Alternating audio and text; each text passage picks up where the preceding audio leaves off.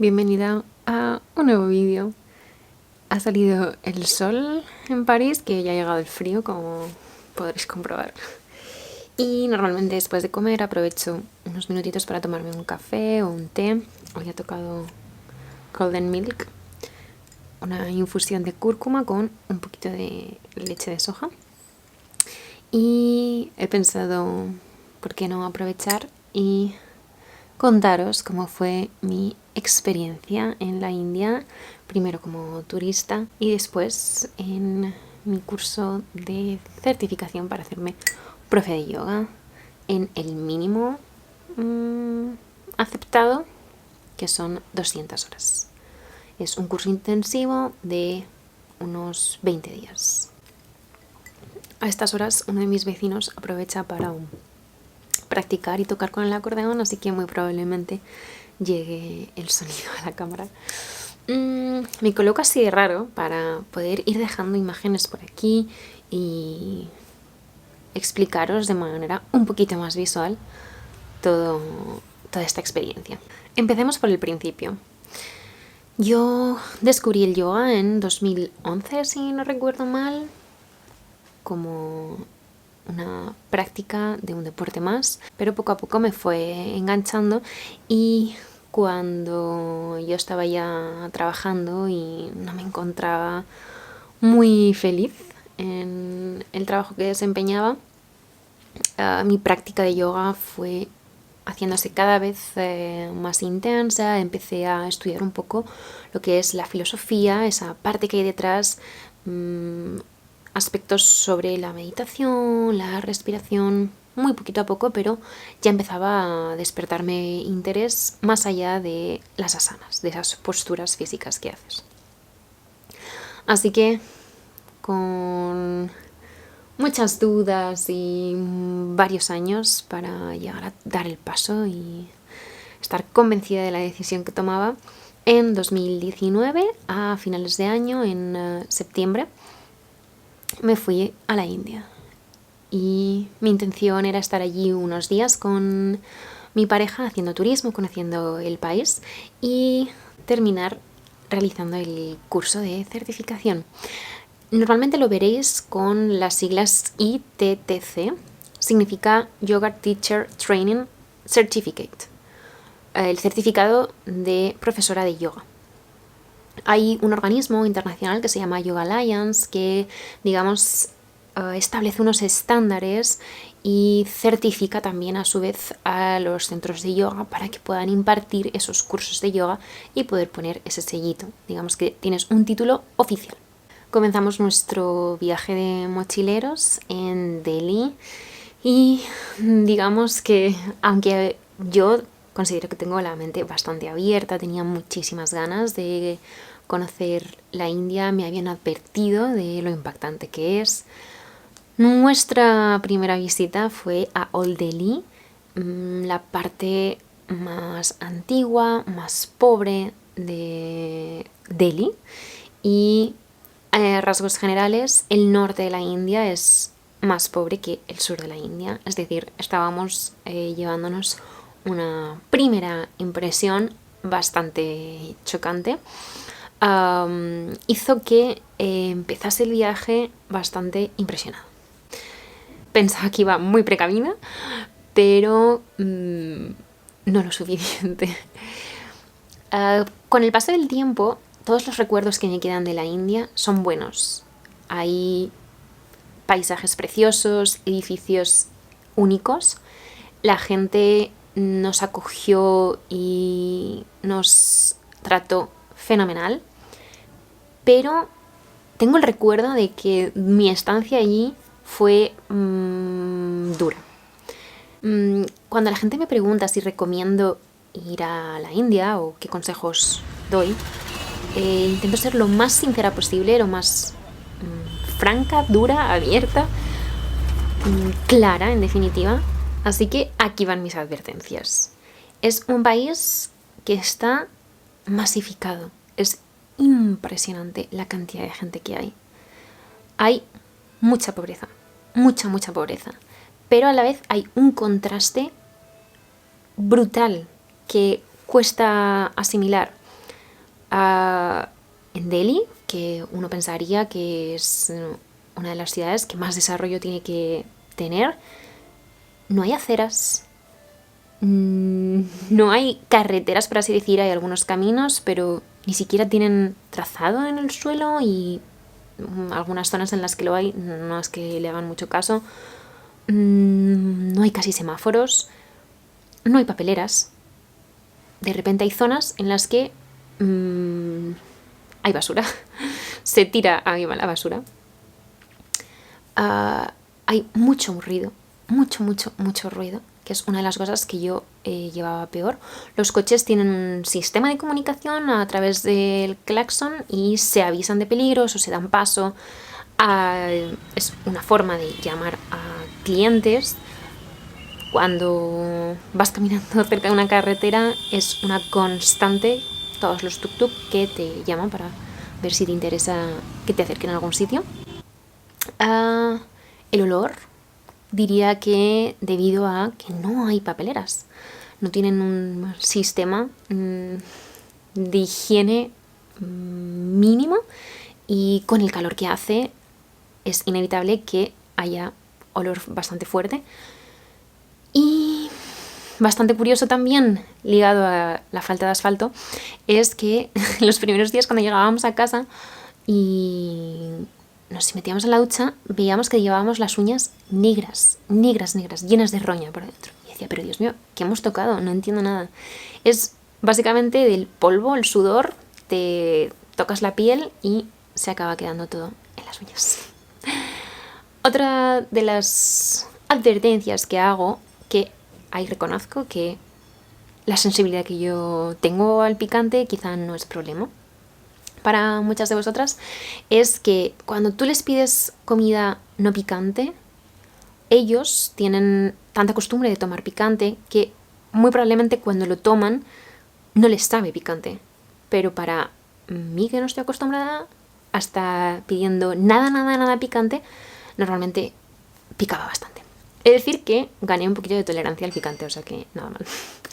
Pero bueno, lo pasé mal. Estuve allí más de un mes en total, y entre las dificultades para comer y la práctica bastante intensa de deporte, pues volví con 8 kilos menos, que es bastante heavy.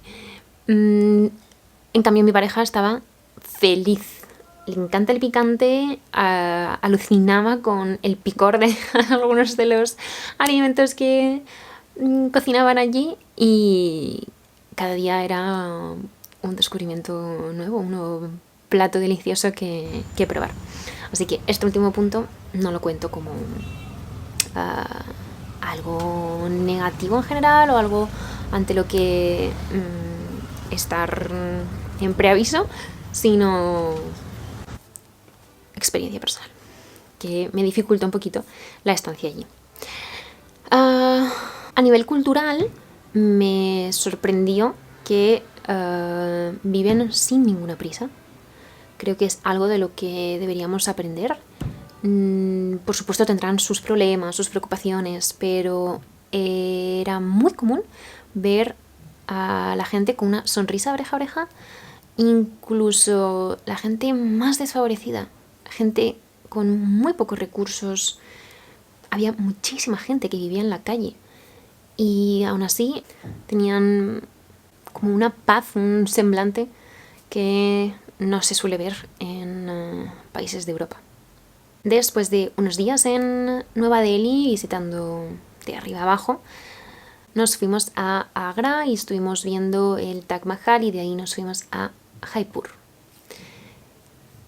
La tónica era un poco similar. Son ciudades que están muy cerca, situadas en el norte, y según nos contaba un chico que conocimos allí, el hecho de ser ciudades bastante turísticas que dejan dinero fácil, por así decir, hace que no se fomente tanto el estudio de los hijos, el priorizar la educación, y es muy común ver niños pequeños pidiendo dinero.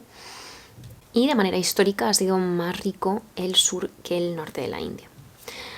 Después de unos días en la zona norte nos fuimos hacia el sur tenía una amiga de la universidad viviendo allí y vivimos un contraste bastante grande que también nos costó digerir porque la pareja que tenía en ese momento era de una familia con mucho dinero, con empresas, y fuimos unos privilegiados. Nos trataron como reyes y nos llevaron a sitios espectaculares.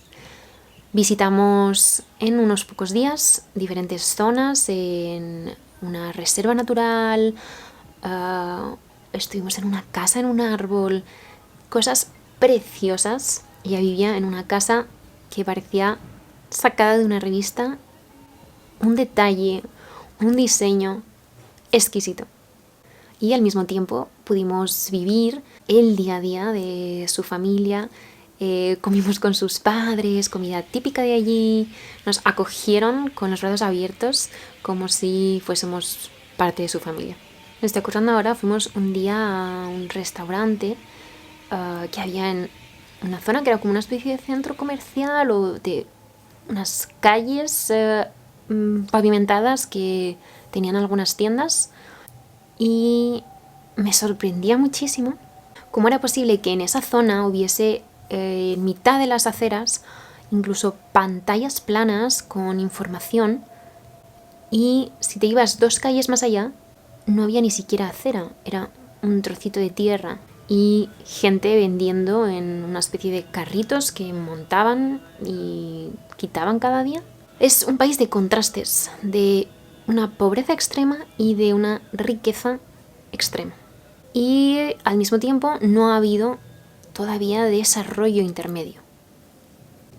Es una opinión muy personal y me encanta hablar con gente que ha visitado la India para saber cuál ha sido su experiencia y cómo le ha tocado por dentro, porque de los sitios que he visitado del mundo, las sensaciones que me dejó ese país y lo que reflexioné sobre mí misma y las cosas que apreciaba de Europa antes y después cambiaron radicalmente. Cuando volví me parecía un privilegio no escuchar todo ese ruido. De hecho, muchas veces cuando alguien pita, que es algo que no puedo entender, solo se debería pitar en el coche por peligro de accidente. Pero bueno, en el caso.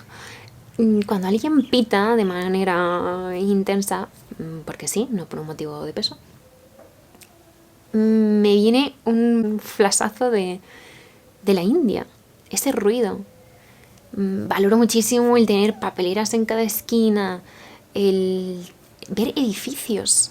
Allí había muy pocas zonas. La zona de las embajadas en Delhi había construcciones, pero el resto eran como estructuras muy básicas, como de hojalata, que servían a la vez para tener un pequeñito comercio. Y se notaba, veías detrás que tenían una mesa, un colchón, quitaban el comercio y dormían ahí. Un país muy particular y al mismo tiempo muy rico a nivel cultural y con unos edificios espectaculares. Cuando terminé mis días como turista, me instalé en la escuela de yoga en Mysore. Es una ciudad, ellos lo llaman Mysuru, en el sur del país, que se conoce por ser la cuna del Ashtanga Yoga. Hay un poquito más de desarrollo y en particular la zona en la que estaba mi centro de yoga se notaba que se había occidentalizado un poco. Había algunos restaurantes que te servían algunos platos que, quieras o no, después de mucho tiempo allí y con una comida bastante restrictiva, pues alguna vez lo agradeces. He de decir que yo encontré un pequeño café que hacía una especie de bowl de porridge con frutita que me encantó y no llegué a recurrir a un plato de pasta o pizza. No llegué a necesitarlo. Y en esta zona sí que había algunas casas. El estudio de yoga era muy básico, pero era un edificio en el que no tenías que salir de ese complejo si no querías, podías alojarte ahí y dar las clases y comer en el mismo edificio. Teníamos clases de lunes a sábado y los domingos eran libres para hacer lo que quisieses. Como os digo, eran 200 horas, ese mínimo que te certifica para poder empezar a dar clases de yoga a nivel principiante, y era un horario muy intensivo. Cuando llegamos, os voy a enseñar los manuales que me dieron, que continúo consultando. Nos dieron unos manuales a la llegada, y por aquí tengo el horario, creo. No tengo el horario, pero más o menos lo que veíamos en las clases. Nos levantábamos, creo recordar, a las 6 de la mañana antes de la salida del sol para realizar la primera clase, Ashtanga Yoga. Era una clase súper cañera. Yo no había hecho Ashtanga hasta que llegué allí y fue un shock al principio. Eran 90 minutos súper intensos y después teníamos una relajación final, teníamos clase de música para estudiar diferentes técnicas de relajación. Fue la única clase que era incapaz, porque encima me dio un brote de alergia brutal y es que me ahogaba. Pero es una maravilla. La flauta sonando en esas relajaciones finales es lo más extracorpóreo que he sentido nunca. Es una forma maravillosa. Era un regalo hacer savasana así. Desayunábamos y teníamos clases de anatomía, de ajuste en las asanas. Veíamos clases de Hatha Yoga con técnicas de Iyengar, porque mi maestro, había estudiado con Iyengar y es una de las cosas que a mí más me gustaba. Si no lo sabéis, básicamente es el uso de ciertos props, ciertas ayudas, bloques, cintas, silla y algunos otros más, para obtener beneficios realizando las posturas sin dañarte. Entender bien cómo tienes que colocar tu cuerpo para realizar esas posturas. Diré que soy bastante perfeccionista y una de las cosas que quería era aprender yo lo mejor posible, al máximo posible, para luego poder dar las clases lo mejor posible también. Después de comer teníamos un ratito de descanso y teníamos por las tardes clases de Ashtanga preparatorio. Eran básicamente clases de prep yoga, que lo llamo yo. Es como unas clases de preparación para ponerte en forma, ganar flexibilidad, ganar fuerza y poder ser capaz de hacer mejor las clases de yoga. Eran súper intensas. Teníamos clase de Ayurveda, la medicina natural, y terminábamos siempre con clases de filosofía del yoga y de pranayama, de relajación y meditación. Creo recordar que acabábamos a las 7 de la tarde, cenábamos y prontito a dormir. Que no me pasó solo a mí, muchas de mis compañeras decían lo mismo. Cuando estás en un nivel tan intenso, tan seguido, centrado en un tema, a pesar de que estaba agotada física y mentalmente, muchas noches no conseguía dormirme porque mi mente estaba todavía dándole vueltas, repasando. Mi cuerpo a veces se movía como acto reflejo. Costaba bastante, así que era esencial hacer buen uso de las clases de meditación para relajarte y ser capaz de dormir bien. Este curso superó mis expectativas. Me sentí genial, me encantó el profesor, el maestro principal, Srinath. Os dejaré los datos por la descripción. Todos los profesores en general, pero él en particular, se tomaban muy en serio esta formación, eran muy exigentes. Es cierto que como alumna yo me lo tomé también muy en serio y creo que eso se nota. Hay muchas veces que el compromiso de cada uno a la hora de formarse se ve y se puede apreciar luego cuando a ti te toca dar esas clases. Es muy importante también saber que el compromiso no está reñido con que haya cosas que no seas capaz de hacer, no te salgan, no pasa nada. Yo, por ejemplo, una de mis debilidades son los backbends. tengo la espalda rígida total, soy incapaz, pero eso no quita para que yo pueda aprender cuál es la técnica y en un futuro a un alumno que sí que sea capaz de hacer esas posturas, saber indicarle cómo entrar en las posturas sin dañarse. Entonces, el nivel de implicación, de compromiso, de responsabilidad cuando tú te formas no tiene nada que ver con el nivel que tú tengas o las capacidades que tú tengas. Y eso también lo notan los profesores y lo valoran. Voy a revisar una chuleta que me hice con cositas que os quería contar.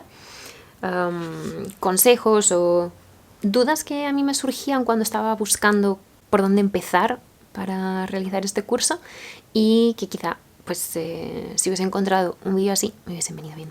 La comida.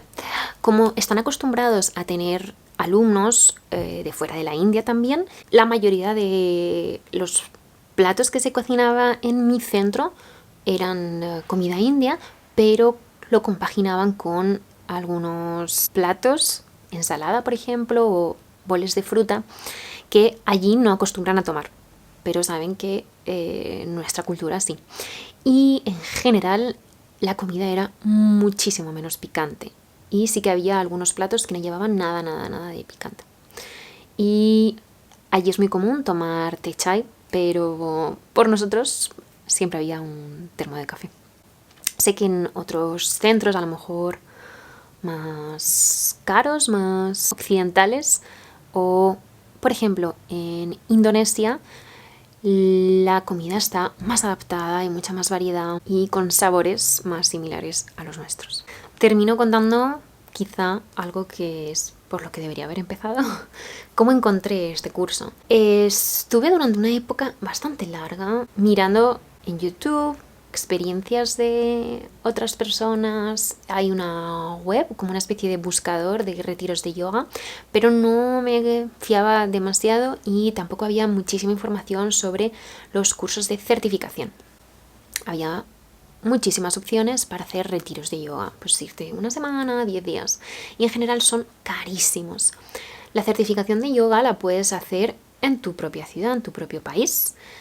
Ahora, a raíz del COVID, se facilita bastante todo porque ya existe la opción en la mayoría de sitios de hacer una formación online. Pero en ese momento imposible, era todo presencial y el hacer esa formación en España, en Francia, en Grecia o Italia, por ejemplo, son destinos bastante típicos, era carísimo, yo no me podía permitir eso. Así que la opción que mejor me cuadraba era irme a la India. Por un lado, porque me apetecía ir a la raíz del yoga, aprenderlo en sus orígenes y visitar el país, aprender cosas de su cultura.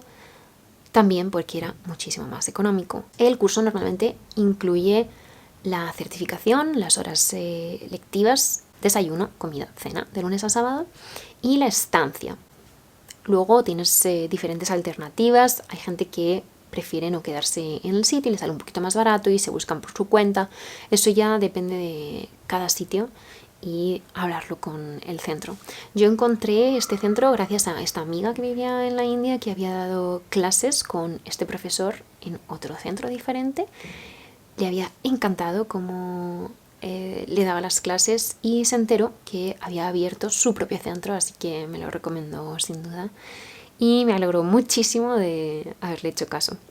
Con el paso de los años, este año, en 2022, durante un mes en verano he estado realizando una formación online, esta vez, en el mismo centro de yoga, con una profe nueva especializada en la mujer para realizar un curso de 85 horas, de lunes a sábado también, un par de horas, 3 cada día, para ser capaz de dar clases a mujeres embarazadas o en posparto. Ha sido bastante intenso, pero de nuevo ha superado mis expectativas y me alegro un montón de haberme certificado con ellos. Antes de terminar el vídeo, otra advertencia. Si vas a realizar un curso de yoga o si vas de turismo y no estás muy acostumbrado al acento inglés que tienen allí, no te frustres, es normal que cueste mucho. Yo, gracias a Dios, había estado durante 2 años en París trabajando en una empresa y mi jefe era de la India, y ya llevé aquí el sufrimiento, esa práctica para conseguir entender su acento, porque además tenía un acento súper, súper, súper cerrado. Y bueno, con paciencia y un poquito de tiempo se te va haciendo el oído y rápido ya lo captas. Ellos no tienen ningún problema en repetirlo las veces que haga falta, son súper pacientes y muy, muy atentos. Cuidan muchísimo al turista. Si tienes cualquier otra duda, no sé si se me ha quedado algo en el tintero, creo que he cubierto más o menos todo. Te animo a que si te llama ir a la India, no lo dudes, pero vayas con la mente abierta, con paciencia y lo veas desde la perspectiva de valorar todo lo que tenemos en casa y observar atentamente qué de cosas podemos aprender de su ritmo de vida. Feliz día y nos vemos en el siguiente vídeo.